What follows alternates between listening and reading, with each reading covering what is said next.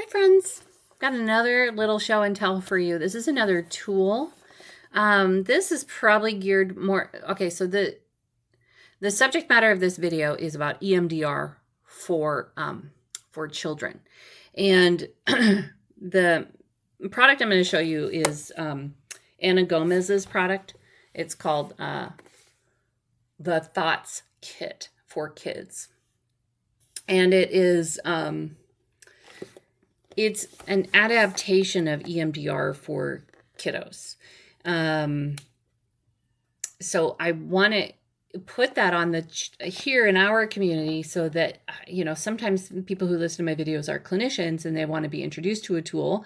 Great. And sometimes you are a potential client of EMDR, or maybe a parent who's looking for, in this case, a parent who's looking for clinical care for your kiddo, and you're thinking about EMDR. I want to introduce you to the concept and how it can be used for kids for either of those scenarios. So if that's you, then here's what I would recommend. So Anna Gomez is well known for adapting EMDR to children, and she put together this very cool toolkit. So it's got two sets of cards. I don't know if I can hold it up without all this stuff falling out. Let me see. Get it together here.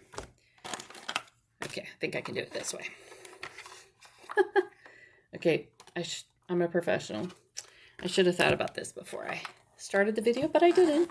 Okay, so if you open up the box, it's got a scale of what the thought is. So with EMDR therapy, we're doing two things that we're scaling. We're scaling how strong is that thought, like the negative thought, and how strong is the positive thought. And so I'm going to explain what that means in just a second with the little cards. But, you're scaling it. I don't know why this is on there. How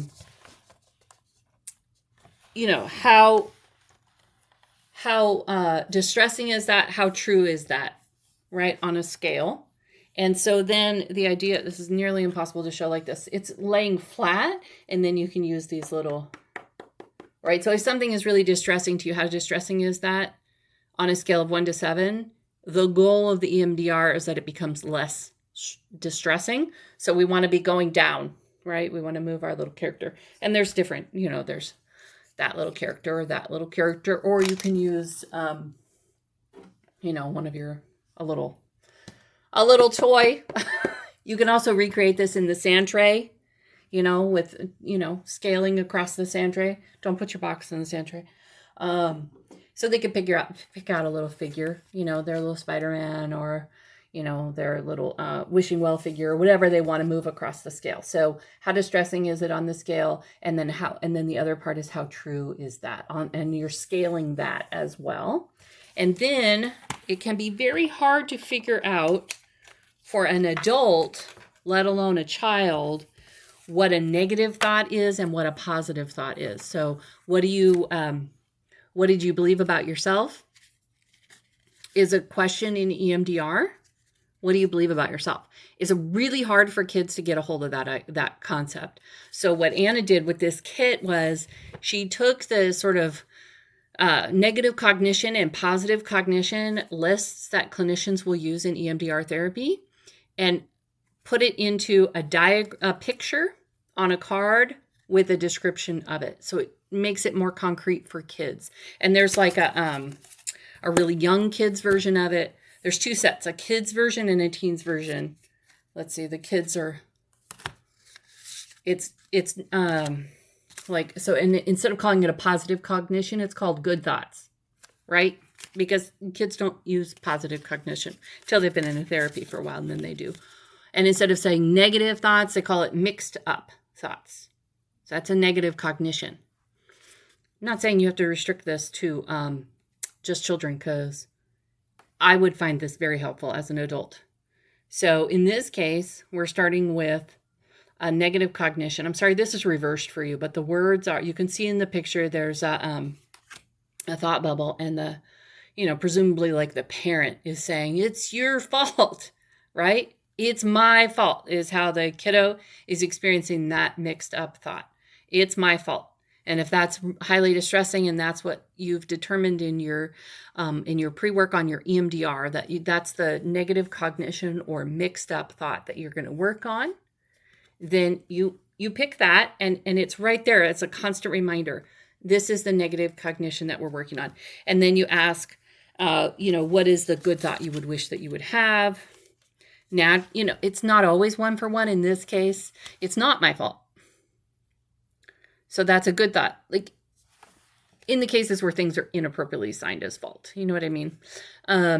It's not my fault. When it isn't your fault, you shouldn't feel responsible for things that aren't your fault. So a common example of it's my fault and it's not my fault would be my parent was yelling at me or worse, right? Like injuring me. And kiddos will often interpret that as that's my fault, when really the dysregulated parent is the one that needs to have done the repair and manage their emotions so they're not taking it out on a kiddo. That's the kind of example. Not like I shaved the eyebrows off of my brother. It's not my fault. Like, we're not talking about that kind of thing. We're talking about like traumas and mixed up thought or negative cognition that plays out across the lifespan, where you assume everything is your fault, right? And that's just one of many. There's a whole deck of negative thoughts. I'm not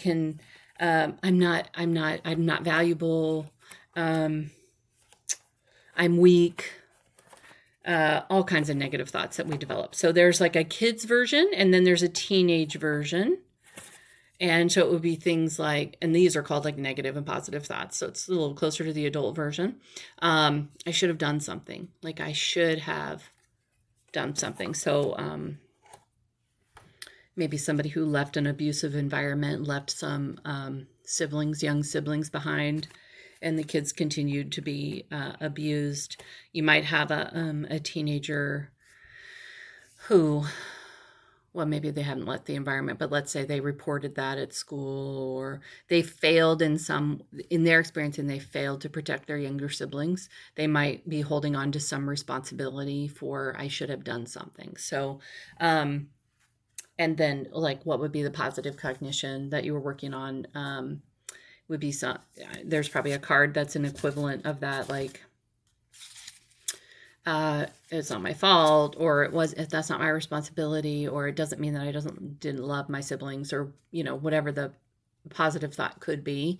So with EMDR, and if you want to know more about EMDR, I have a whole video on how EMDR, gets conducted, right? And it's bringing up the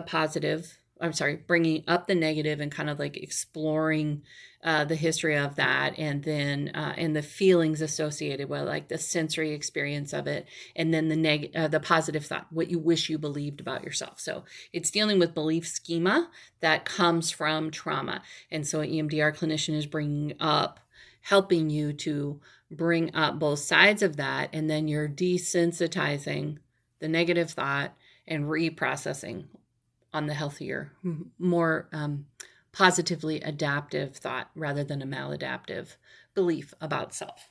So that's the tool. It's called Thought Kits for Kids. If there isn't a card that matches, there's a whole little,